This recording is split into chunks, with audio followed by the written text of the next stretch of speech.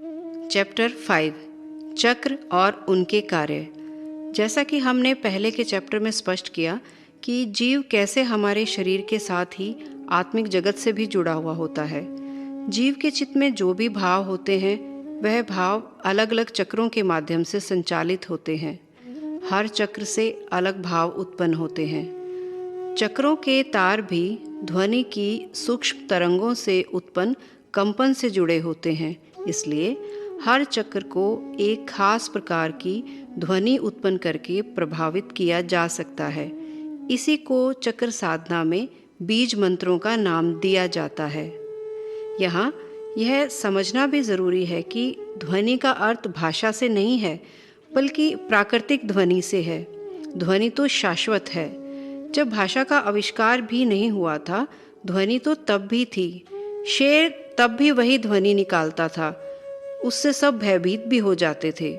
जब भाषा बनी तो शेर की उस ध्वनि को हमने दहाड़ का नाम दे दिया।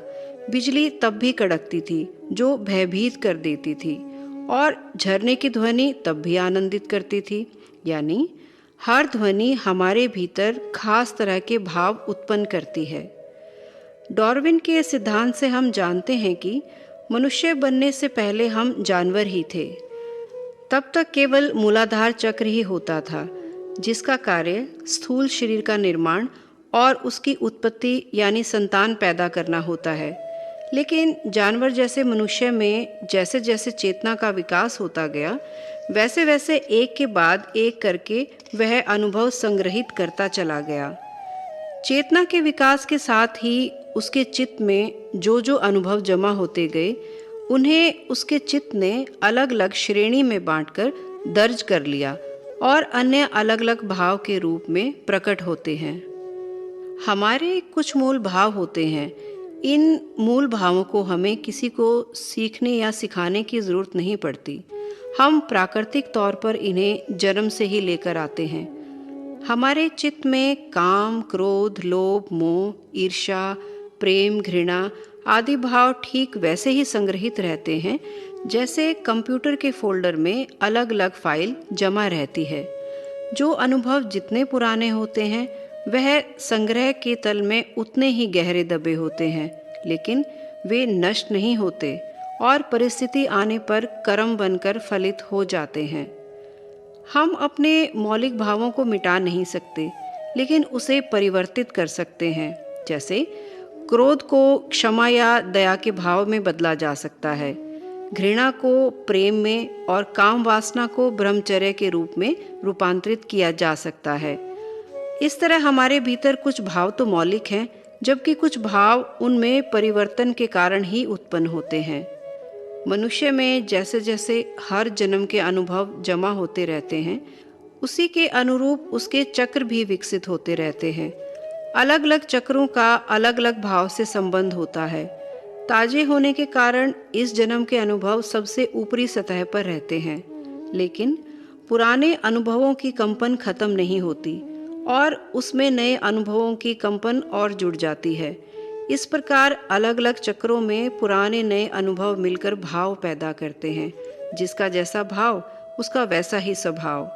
इसी बात को ऐसे भी कहा जा सकता है कि जिसकी जिस चक्र में ऊर्जा का जितना अधिक प्रवाह, उसके भीतर वैसे ही भाव। मूलाधार सबसे निचला चक्र है। मूलाधार इसमें पुराने से पुराने यानी अतीत के सभी जन्मों के अनुभव दर्ज होते हैं, इसलिए इसे ब्रह्म अचेतन से जुड़ा कहा जाता है। मूलाधार चक्र का कार्य स्थूल शरीर का निर्माण और उसका संचालन करना होता है। जाहिर है कि शरीर उत्पन्न करने के लिए काम वासना होना जरूरी है, तो मूलाधार से ही काम वासना और भूख प्यास जैसे शरीर के विकास से जुड़े कार्य होते हैं। जब तक यह चक्र बाधित होता है, तब तक नित्यचर्या कहलाती है, जिसमें ऊर्जा का प्रवाह नीचे बाहर की ओर होता है, जबकि इस चक्र के जागृत होने पर ब्रह्मचर्य यानी ऊर्जा का प्रवाह ऊपर की ओर होने लगता है। यदि किसी के भीतर अत्यधिक काम भाव उत्पन्न होता है, तो इसका अर्थ है उसकी ऊर्जा का केंद्र मूलाधार ही है। चेतना के विकास की दृष्टि से अधिकतम काम भाव अच्छा नहीं कहा जा सकता, क्योंकि भय, मैथुन, आहार, निद्रा तो पशुओं में भी होती है। मनुष्य होने का अर्थ इससे कहीं ऊपर की शक्ति प्राप्त करना है। कहने का अर्थ यह नहीं कि काम भावना बुरी चीज है। संतान उत्पत्ति के लिए तो यही आवश्यक है, लेकिन केवल काम भाव में ही लिप्त रहने से जीवन के अंत में दुख ही झेलने पड़ते हैं, क्योंकि अत्यधिक ऊर्जा इसी में नष्ट हो चुकी होती है। मूलाधार स्थूल शरीर से जुड़ा चक्र होता है। इस चक्र में पृथ्वी तत्व प्रधान होता है। सांस में पृथ्वी तत्व चलने से ही काम वासना और वीर्य उत्पन्न होता है। पृथ्वी तत्व चलने पर ही यदि साधना की जाए तो काम ऊर्जा विपरीत दिशा में यानी ऊपर के चक्रों की ओर प्रवाहित होने लगती है। मूलाधार का बीज मंत्र लाम होता है। यह ध्वनि इस चक्र की रुकावटों को दूर करने में सहायक होती है। नोट: आपको याद दिला दें कि चैप्टर 2 में हमने आपको बताया था कि कैसे जब भी किसी नाड़ी का ईड़ा या पिंगला चलने की शुरुआत होती है तो उसमें तत्व कैसे प्रवाहित होते हैं। अब इस बात को फिर से ध्यान में रखने की ज़रूरत है, क्योंकि चक्रों के कार्य और साधना में भी तत्वों का उल्लेख आएगा। आपको पन्ने न पलटने पड़े, इसलिए हम यहाँ फिर से 5 तत्वों की जानकारी दोबारा दे रहे हैं। सांस में कोई नाड़ी चलने पर शुरू के 4 मिनट आकाश तत्व, फिर 8 मिनट वायु तत्व, उसके बाद 12 मिनट अग्नि, फिर 16 मिनट जल और अंत में 20 मिनट पृथ्वी तत्व चलता है। इस तरह 1 घंटा पूरा हो जाता है और नाड़ी बदल जाती है। दूसरी नाड़ी चलने का नंबर आ जाता है और फिर आकाश तत्व की शुरुआत हो जाती है। इसी क्रम में हमारी नाड़ियों में सदैव 5 तत्वों का प्रवाह होता रहता है। तत्वों को पहचानने के लिए कई अन्य तरीके होते हैं। उन सब का उल्लेख हमने सांस के रहस्य पुस्तक में विस्तार से किया है। स्वाधिष्ठान चक्र। इसके बाद स्वाधिष्ठान चक्र होता है। नकारात्मक भाव जैसे भय, घृणा, हिंसा, क्रोध आदि इस चक्र के दुर्गुण हैं। आपने देखा होगा कि शिशु बहुत छोटी छोटी बातों पर बहुत भयभीत हो जाता है। इसका कारण यही होता है कि पैदा होते समय उसकी ऊर्जा नाड़ काटते ही मूलाधार चक्र में चली जाती है, क्योंकि मूलाधार के सबसे निकट यही चक्र होता है। हमारे जीवन में जो भी घटित होता है उसका हम अनुभव कर लेते हैं और अनुभव मन में याद भी रहता है। लेकिन हर व्यक्ति के जीवन के अंत में मृत्यु एक ऐसी घटना होती है जिसे वह अनुभव तो करता है, मगर तब तक इस अवस्था में नहीं होता कि वह अनुभव उसके मन में याद के रूप में दर्ज हो सके। हर कोई मृत्यु के समय भयभीत होकर स्थूल शरीर छोड़ता है। मृत्यु का अनुभव उसके पिछले जन्म का आखिरी अनुभव होता है। इसलिए मन में बजाय कोई और अच्छी स्मृति आने के यही डर उसके ऊपरी परतों में दर्ज हो जाता है। जब वही जीव नया जन्म लेता है, मृत्यु का भयभीत करने वाला अनुभव उसे सर्वाधिक डराता रहता है। अंतिम अनुभव होने के कारण चूंकि मृत्यु का अनुभव चित्त की सबसे बाहरी सतह पर दर्ज होता है, इसलिए छोटे बच्चे बगैर किसी कारण के मामूली सी बात पर ही भयभीत हो जाते हैं। बड़े होने पर इस जन्म के अनुभव चित्त पर नई परत बनाने लगते हैं, तो भय अपेक्षाकृत कम हो जाता है। यदि किसी में भय, घृणा, हिंसा, क्रोध आदि भाव अधिक हैं, तो समझना चाहिए कि ऊर्जा का प्रवाह इसी चक्र में अधिक है। अत्यधिक मात्रा में ऐसे भाव वाले लोग भौतिक शरीर से भी स्वस्थ नहीं रह पाते। हमारे भौतिक शरीर में ज़्यादातर गंभीर रोग भाव के कारण ही होते हैं। भाव के अनुसार ही हमारा जीवन चलता है। जैसे जीवन चलता है वैसे ही स्वास्थ्य पर असर पड़ना तय है। इस चक्र में जल तत्व प्रधान होता है। सांस में जल तत्व चलने से उपरोक्त भाव उत्पन्न होते हैं। जल तत्व चलने पर ही यदि साधना की जाए तो ऊर्जा ऊपर के केंद्रों की ओर प्रवाहित होने लगती है। तब यही भाव परिवर्तित होकर प्रेम, दया, करुणा, अहिंसा और अभय जैसे गुणी भाव में उत्पन्न होने लगते हैं। ध्यान दें घृणा और प्रेम एक ही सिक्के के दो पहलू होते हैं। व्यक्ति जिससे बहुत प्रेम करता है उसी से बहुत नफरत भी करने लगता है। इसमें फर्क सिर्फ ऊर्जा के रूपांतरण का है। इसका बीज मंत्र वाम है। मणिपूरक चक्र तीसरा मणिपूरक चक्र है जो सूक्ष्म शरीर के साथ जुड़ा होता है। इसका गुण विचार और संदेह करना होता है। पूर्व जन्मों की इच्छाएं सूक्ष्म शरीर के जरिए इस चक्र से होते हुए विचारों के माध्यम से स्थूल शरीर को क्रियाशील करती हैं। उसके अनुसार ही कर्म होते हैं और व्यक्ति को उसके फल भोगने पड़ते हैं। पिछले जन्म और इस जन्म की समस्त इच्छाएं इसी चक्र के माध्यम से सूक्ष्म शरीर को पुष्ट करती रहती हैं।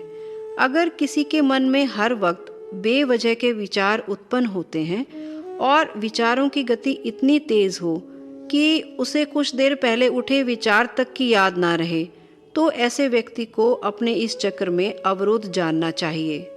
ऐसे लोग अत्यधिक संदेह करते हैं और उनके भीतर मैं होने का भाव दूसरों की अपेक्षा अधिक देखने को मिलता है। यदि किसी का यह चक्र जागृत हो जाए तो संदेह श्रद्धा में और विचार विवेक में बदल जाते हैं।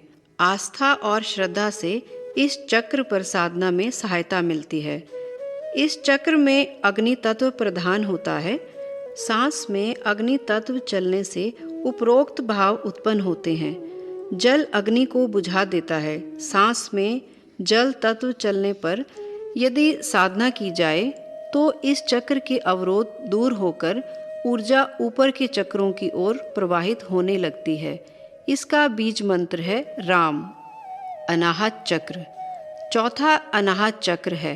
इस चक्र के कारण व्यक्ति पूर्व जन्मों की और इस जन्म की इच्छाओं को जोड़कर उनमें जो भी इच्छा प्रबल होती है उसके अनुरूप ही भविष्य बनाने की कल्पना करने लगता है।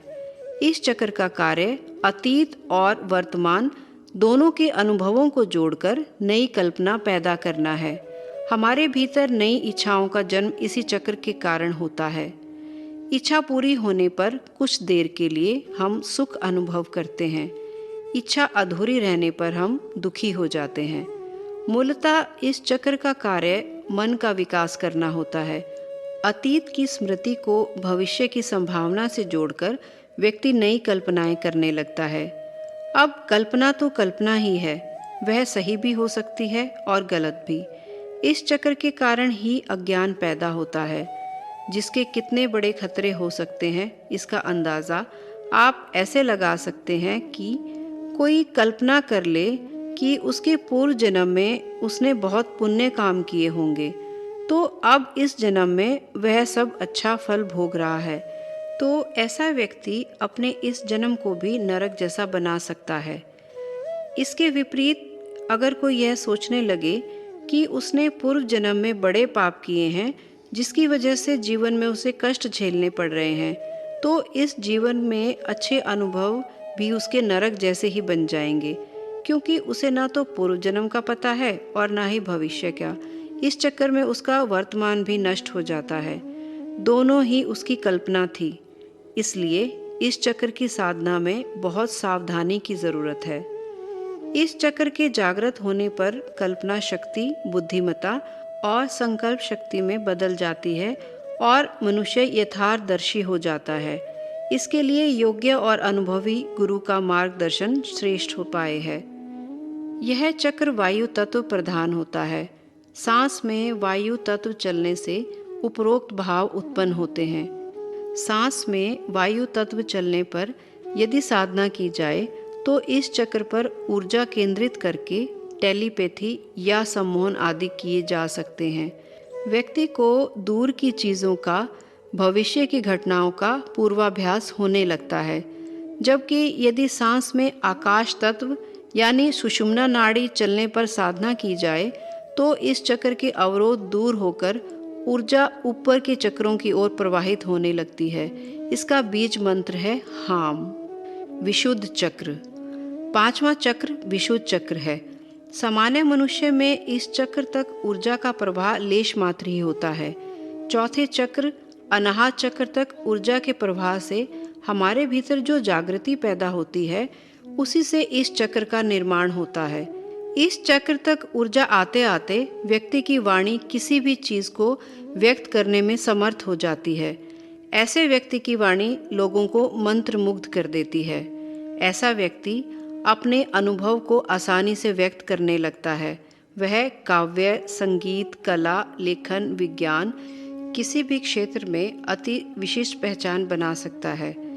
लेकिन इन्हीं अनुभवों के कारण उसमें अहंकार यानी मैं के होने का भाव आ जाता है, जिसके दुष्परिणाम से वह साधना की ऊंचाई तक पहुंचकर भी पुनः निचले चक्रों में पहुंच जाता है। विचार शुद्धि और भाव शुद्धि को बनाए रखकर ही इससे पार जाना संभव हो पाता है। यदि किसी की ऊर्जा का प्रवाह इस चक्र से सक्रिय हो जाए तो व्यक्ति किसी को भी मंत्रमुग्ध करने वाला वाचक हो सकता है। लेकिन अच्छा वाचक होना एक बात है, जरूरी नहीं वह जो बोल रहा है वह सत्य भी हो। सत्य पर ही टिके रहने की शक्ति इस चक्र के पार जाने से ही प्राप्त होती है। यहाँ सत्य का अर्थ सच और झूठ से नहीं, बल्कि परम सत्य से है। पिछले जन्मों में नीचे के चक्रों को पार कर चुका कोई व्यक्ति अपने नए जन्म में इसी ऊर्जा चक्र से अपने जीवन की शुरुआत करते हैं। तो कोई अपने बचपन में ही संगीत में या काव्य में महारत हासिल कर लेता है और लोग कहते हैं इस बच्चे में कोई श्रेष्ठ आत्मा है, जैसे कि हमने पुस्तक की शुरुआत में चर्चा की थी। इस चक्र को शुद्ध भाव से पार करके व्यक्ति ज्ञानी होता है, किंतु मैं का भाव समाप्त हो जाता है, और क्योंकि वह समझ चुका होता है कि वास्तव में मैं तो शुद्ध चेतना ही है। ऐसा व्यक्ति स्वयं को स्त्री या पुरुष समझने के बजाय अपने ऊर्जा रूप को जानता है, जिसके कारण उसका जीव अलग हटने लगता है। वह संसार को माया स्वरूप सिर्फ मानता ही नहीं, जानने भी लगता है। जाहिर है ऐसे व्यक्ति के लिए मिथ्या संसार भी मिटने लगता है। यह जल तत्व प्रधान है। सांस में जल तत्व चलने पर साधना से इस चक्र की रुकावटें दूर की जा सकती हैं। इस चक्र का बीज मंत्र है याम। आज्ञा चक्र छठा आज्ञा चक्र है। इस चक्र पर आने से ईड़ा पिंगला की अंतिम गांठ खुल जाती है और ऊर्जा की वेग के साथ सभी चक्रों में घूमती हुई सुषुम्ना से सहस्त्रार की ओर बढ़ती है। ऐसे व्यक्ति को संपूर्ण सृष्टि का ज्ञान होने लगता है। लाखों वर्ष के अतीत से लेकर अनंत भविष्य तक यह सब जान चुका होता है। वह अपने तीनों शरीर, स्थूल शरीर, कारण शरीर और सूक्ष्म शरीर के भेद को जान चुका होता है। उसका सूक्ष्म और कारण शरीर मिटने लगता है। इस चक्र की साधना के लिए बीज मंत्र ओम होता है। इस चक्र तक ऊर्जा सक्रिय कर चुके व्यक्ति को भौतिक शरीर की तो नाम मात्र ही आवश्यकता रहती है। इस श्रेणी की ऊर्जा रखने वाले व्यक्ति यदि चाहें तो स्थूल शरीर को त्याग करने के बाद आत्मिक जगत में देव रूप में रह सकते हैं। इस स्तर पर पहुंच चुके व्यक्ति को आसानी से जन्म नहीं मिलता, क्योंकि उसे जन्म लेने के लिए कोई ऐसे कोख चाहिए होती है जहां जन्म लेकर वह आज्ञा चक्र से ऊपर की यात्रा को पूरी कर सके। जाहिर है ऐसी कोख मिलना मुश्किल हो जाता है, इसलिए ऐसे लोगों को जन्म लेने में हजारों साल भी लग सकते हैं। जन्म लेने तक वे आत्मिक जगत में रहते हुए ही जगत के कल्याण के लिए सक्रिय रहते हैं और ऐसा करने की चाह रखने वाले लोगों की सहायता करते हैं। उसे मैं ही ब्रह्मा हूँ का अनुभव होता है। ऐसे लोग यदि स्थूल शरीर में रहकर आगे की यात्रा का कार्य कर रहे होते हैं तो भी अपने बारे में ढिंढोरा नहीं पीटते। पृथ्वी पर ऐसे कम ही लोग होते हैं। इस स्तर पर पहुंचने के बाद भी किसी कारण से व्यक्ति का पतन हो जाए और वह शक्ति का दुरुपयोग करने लगे, तब वह स्थूल शरीर को छोड़ता है। तो ऐसे लोग दानव या शैतान के रूप में आत्मिक जगत में सक्रिय रहते हैं। शक्ति शैतान के पास भी होती है। ऐसे लोगों को भी आसानी से कोख नहीं मिल पाती, क्योंकि ऐसी कोख को भी ढूंढना मुश्किल है। तो ऐसी बुरी जीवात्माएं भी आत्मिक जगत में सक्रिय रहकर लोगों को हानि पहुंचाने का काम कर सकती हैं। यहाँ कई पाठकों के मन में प्रश्न आ सकता है कि यह आत्मिक जगत होता कहाँ है?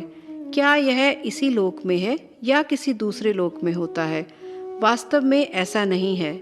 सब ऊर्जा के रूप में हमारे आसपास ही होता है, बस उसका आयाम दूसरा है, इसलिए साधारण लोग उसका अनुभव नहीं कर पाते। अगर इस विषय की गहराई में गए तो विषय से भटकने का खतरा है। वैसे इस बारे में हमने अपनी पुस्तक कहाँ पहुँचे आप में बहुत ही विस्तार से चर्चा की है। आप चाहें तो उसे पढ़ सकते हैं। सहस्त्रार चक्र। 7वें चक्र यानी सहस्त्रार चक्र तक जो कोई पहुंच गया, उसके बाद वह मोक्ष प्राप्त कर सकता है। उसके बाद कोई जन्म नहीं होता। उसको संपूर्ण सृष्टि को स्वयं में होने का बोध होता है। परम ऊर्जा का चक्र यहाँ पूर्ण हो जाता है। जहाँ से परम चेतना की यात्रा शुरू हुई थी, वहीं जाकर समाप्त हो जाती है। इसके बाद कोई शरीर नहीं बचता। नदी सागर में मिलकर खुद ही सागर बन जाती है। यही मनुष्य जीवन का परम लक्ष्य है। हर मनुष्य इसी ऊंचाई को पाने की संभावना लेकर जन्म लेता है। इसलिए हर जन्म में चेतना की यात्रा को आगे बढ़ाना ही परम कार्य है। हम जन्म और मृत्यु के चक्रों में घूमते रहते हैं, मोक्ष को प्राप्त ही नहीं कर पाते, क्योंकि मोक्ष के लिए सभी अनुभवों का, सभी इच्छाओं का मिट जाना आवश्यक है, जिसके लिए सभी चक्रों से ऊर्जा का प्रवाह होकर सहस्त्रार चक्र तक पहुंचना जरूरी है।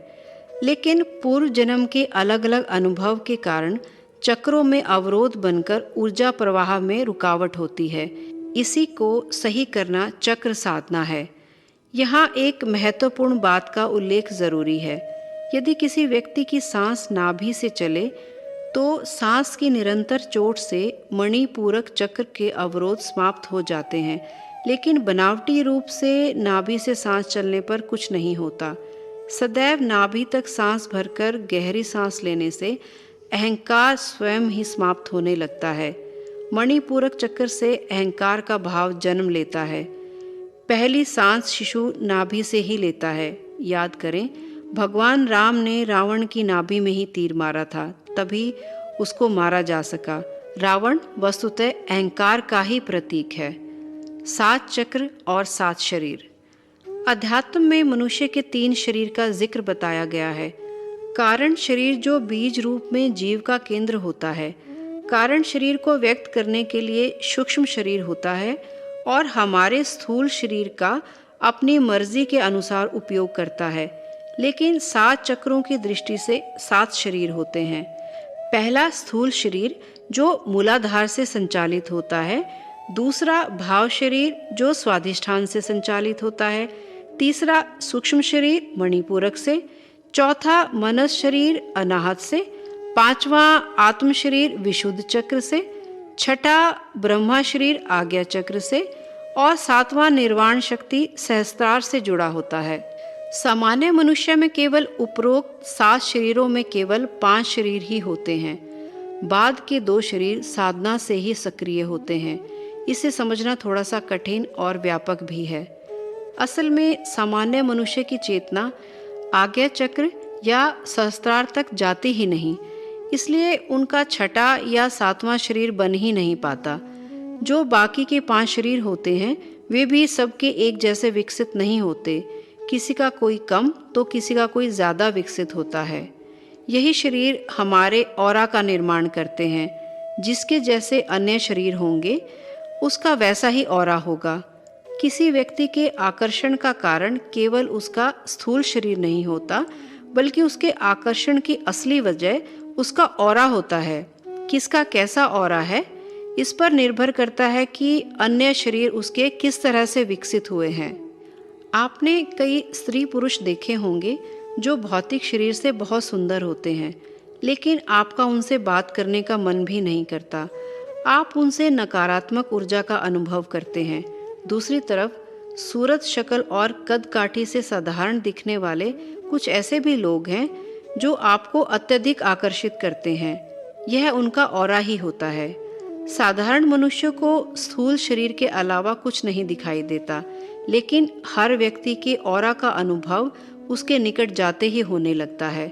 किसी भी चक्र की साधना से उसके जुड़े शरीर को विकसित किया जा सकता है। हर चक्र में दो संभावनाएं छिपी हैं।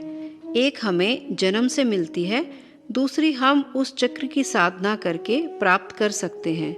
जैसे मूलाधार चक्र का काम स्थूल शरीर को पैदा करना और उसका संचालन करना है, तो इस चक्र की प्राकृतिक संभावना सेक्स का भाव है, लेकिन साधना करके सेक्स के भाव को ब्रह्मचर्य में बदला जा सकता है। यहाँ ध्यान देने की बात यह है कि किसी भी प्राकृतिक भाव को दबाया या कुचला नहीं जा सकता। दबाने से या दमन से कुछ नहीं होगा। हाँ, डिप्रेशन हो सकता है। यह एक फोर्स है, इसे एक जगह से दबाएंगे तो वह कोई दूसरा रास्ता ढूंढ ही लेगी। इसलिए किसी प्राकृतिक भाव को दबाना ठीक नहीं है। उपाय है उसे रूपांतरित करने का। हम किसी भी चक्र की साधना करके उसके अवरोध को दूर कर सकते हैं। अवरोध दूर होते ही उस पर ऊर्जा का प्रवाह होने लगता है। इससे उस चक्र के प्राकृतिक भाव स्वतः ही रूपांतरित होने लगते हैं। इसलिए साधकों को अपना स्वभाव जानकर साधना करनी चाहिए। साधना की दृष्टि से केवल 3 प्रकार के स्वभाव के लोग होते हैं। इसका निर्धारण भी ईड़ा, पिंगला और सुषुम्ना नाड़ी से ही होता है। स्वभाव को कैसे जाने? अगर किसी की ईड़ा नाड़ी प्रधान है तो ऐसे व्यक्ति सभी चीज़ों को स्वीकार करते चलते हैं और उससे जुड़े कर्म करते हैं। ईड़ा स्त्री प्रधान नाड़ी है, जबकि पिंगला पुरुष प्रधान नाड़ी है। यहाँ स्त्री या पुरुष का अर्थ लिंग भेद से नहीं बल्कि स्वभाव से है। यानी कोई पुरुष भी ईड़ा नाड़ी के स्वभाव का हो सकता है और कोई स्त्री भी पिंगला के स्वभाव की हो सकती है। यदि कोई पिंगला नाड़ी प्रधान है तो ऐसा व्यक्ति साहस में यकीन रखकर परिस्थितियों के विपरीत भी जाकर कार्य करने का प्रयास करने लगता है। ईड़ा के स्वभाव वाले लोग सहज स्वीकार करने में यकीन करते हैं। वे परिस्थितियों के साथ अपने अच्छे बुरे सभी अनुभवों को स्वीकार करते चले जाते हैं। ऐसे लोगों के लिए तंत्र मार्ग की साधना पद्धति श्रेष्ठ रहती है, जबकि पिंगला स्वभाव के लोग पराक्रम और आक्रामक तरह के जीवन को जीते हैं। पिंगला स्वभाव वाले लोग अपने जीवन में हो रहे अच्छे बुरे अनुभवों के साथ संघर्ष करते हैं। वे उन अनुभवों को सहज स्वीकार नहीं कर पाते। वे उनमें परिवर्तन के लिए जूझते हैं। ऐसे लोगों के लिए योग मार्ग की साधना श्रेष्ठ रहती है। तीसरी श्रेणी ऐसे लोगों की है जो किसी भी परिस्थिति में अधिक लिप्त हुए बगैर जरूरत भर के कर्म करके जीवन जी लेते हैं। उन्हें किसी से ना तो अपेक्षा होती है और न ज़्यादा लेना देना। ऐसे व्यक्ति का स्वभाव सुषुम्ना नाड़ी प्रधान होता है। ऐसे स्वभाव का व्यक्ति समझ विकसित करके अच्छे बुरे कार्यों से ऊपर उठकर जीवन व्यतीत करता है। वे परिस्थितियों को समभाव से लेते हुए उसके साक्षी बनकर रहते हैं। ऐसे लोग सुषुम्ना नाड़ी से संचालित होते हैं। ऐसे लोगों के लिए ज्ञान मार्ग श्रेष्ठ पद्धति होती है। यहाँ यह भी जान लें कि स्वभाव के कारण कई जन्मों में भी एक चक्र को पार नहीं कर पाते और एक जन्म में भी सभी चक्रों को पार किया जा सकता है। चक्र से स्वभाव और स्वभाव से चक्र का रूपांतरण संभव है। हर चक्र के अपने अनुभव और अनुभूतियाँ होती हैं। उनको जानकर समझकर ही ऊर्जा उसके पार जा पाती है। इसलिए प्रत्येक व्यक्ति को साधना करके अपने ऊर्जा को विकसित करना चाहिए। वास्तव में यही मनुष्य की उन्नति है। यदि कोई मोक्ष नहीं चाहता तो भी वह अपनी ऊर्जा को विकसित करके पहले से उच्च जीवन प्राप्त कर सकता है, क्योंकि एक जन्म में यदि हमने किसी चक्र को पार कर लिया तो अगले जन्म की यात्रा उसके आगे के चक्र से ही होती है।